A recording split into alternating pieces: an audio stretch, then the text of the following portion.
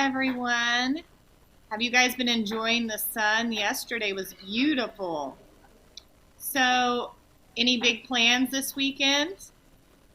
I didn't know if anybody's went camping or was thinking about going camping. We usually camp this weekend, but as you can see, we're living in our campers. So, no camping for us this weekend, but lots of fun playing outside and things like that. So, last week we went over how Saul became Paul, and he had a change of heart because God spoke with him and he decided not to persecute the Christians anymore and instead spread the word about Jesus. So today we're going to learn how Paul escapes Damascus. Okay? And if you remember before, Paul really didn't have very many friends, right? Because he was mean to all the Christians. So you're gonna learn something here. All right, it's from Acts. It's from chapter 9, verses 20 through 25. And it says, Paul spent several days with the disciples in Damascus. At once he began to preach in the synagogues that Jesus is the Son of God. All those who heard him were astonished and asked, "Isn't he the man who raised havoc in Jerusalem among those who call on his name? And hasn't he come here to take them as prisoners to the chief priest?" Yet Paul grew more and more powerful and baffled the Jews living in Damascus by proving that Jesus is the Messiah. After many days had gone by, there was a conspiracy among the Jews to kill him. But Paul learned of their plan. Day and night they kept close watch on the city gates in order to kill him. But his followers took him by night and lowered him in a basket through an opening in the wall.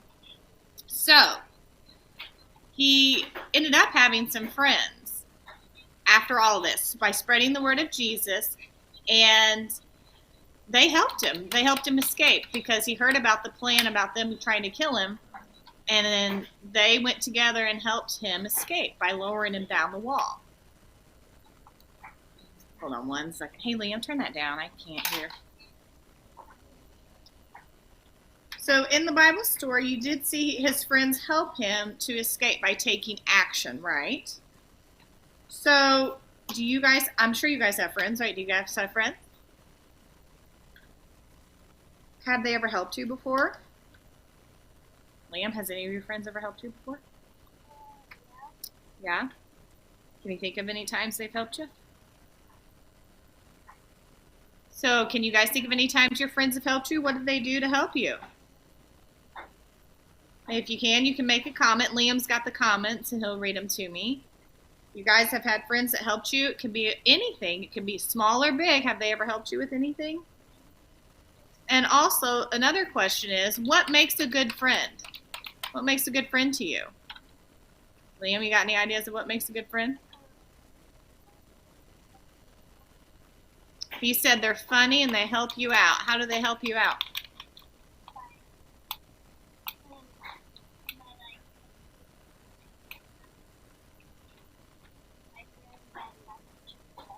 He said if you're having a bad time, they can cheer you up. That is very helpful. It's nice to have friends that will be able to listen to you when you're sad or having some trouble and listen and help you get through that. So that is very good points. Liam, did anybody say anything about it?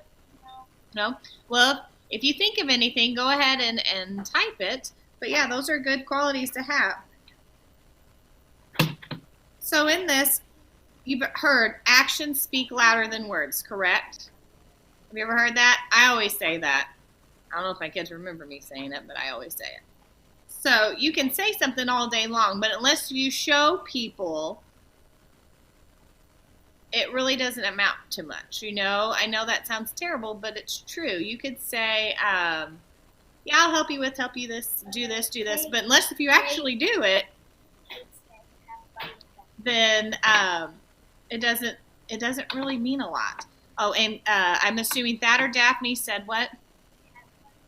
Have fun with your friends? Have fun with your friends. Okay, good deal. So with your actions speaking louder than words,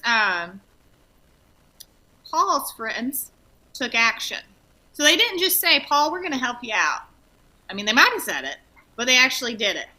They got him over the wall. They put him in a basket. They lowered him down a high wall in a basket. I'm sure that was very scary. Lowered him down and helped him so that he wouldn't be killed. I mean, that is some good friends right there, because now they're risking their life to help their friend. Okay? So here are some, I want you to think of some ways you can show love for others and show love to your friends, and how your actions can speak louder than words. One is I got some examples that came up with, and if you guys have any examples of some actions that speak louder than words, you can chime in as well. One is letting others go before you in line. I had a guy in a grocery store. Well, it's been a while because I don't go to the grocery store much anymore. But before all this, I had a guy in the grocery store, and he had one packet of cookies. And I had a huge cart. I was like, why don't you go ahead and go in front of me? And he did. And then I see him digging through his pockets trying to find enough money. He didn't have hardly any money. And so I went ahead and paid for his cookies as well. So that's one way you can actions speak louder than words. Praying for others. So with praying for others, what we could do, I know one thing me and the kids do sometimes is, like, if we see an ambulance, we actually pray for the people in the ambulance and their families. You might not know who they are, but even God knows who you're talking about. So even those prayers help.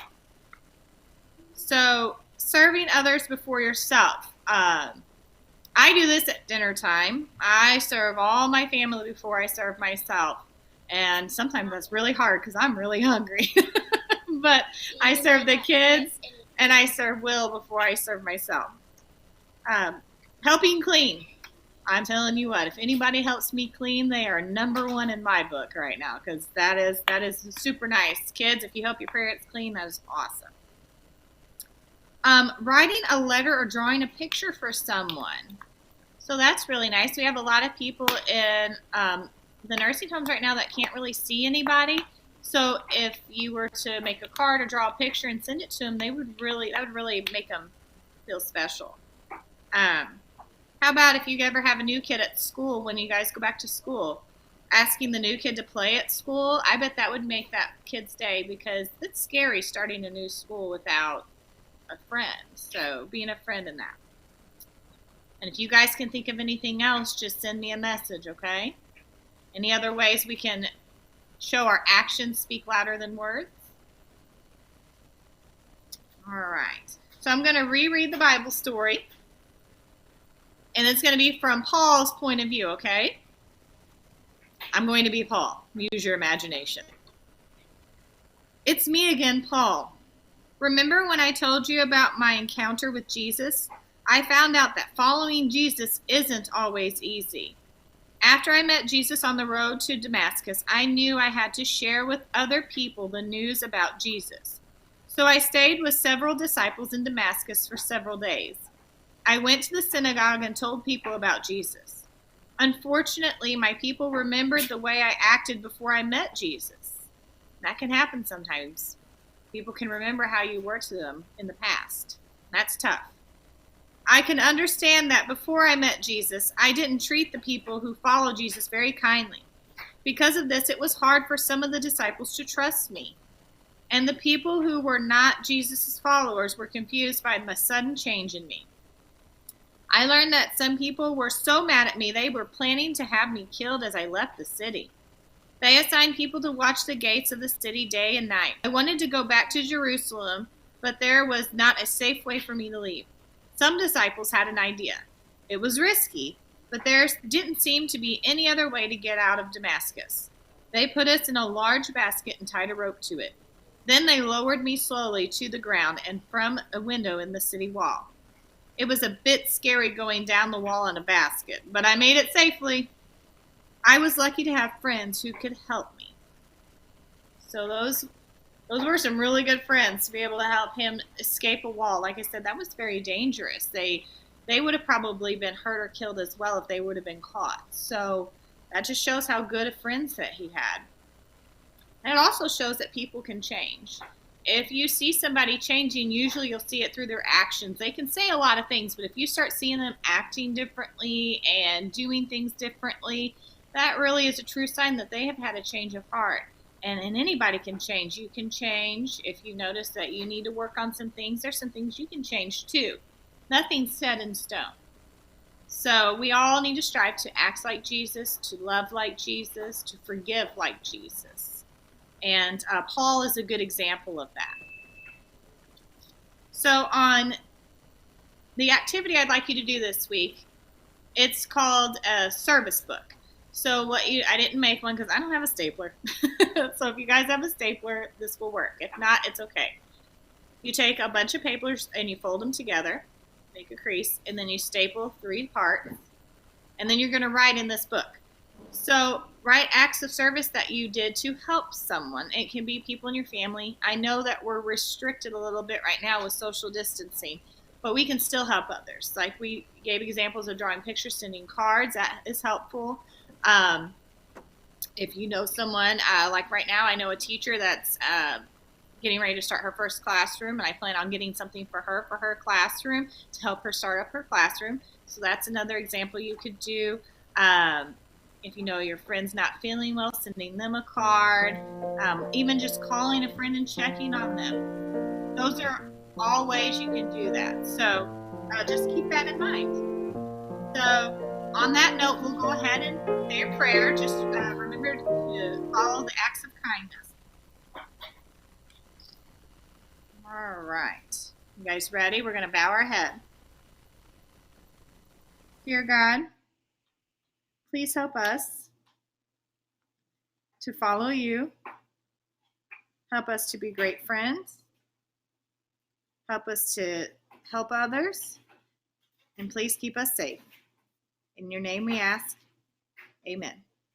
I will see you guys next week for our last session online, and then we will get to see each other face to face. I'm super excited about it. You guys have a good week. Bye.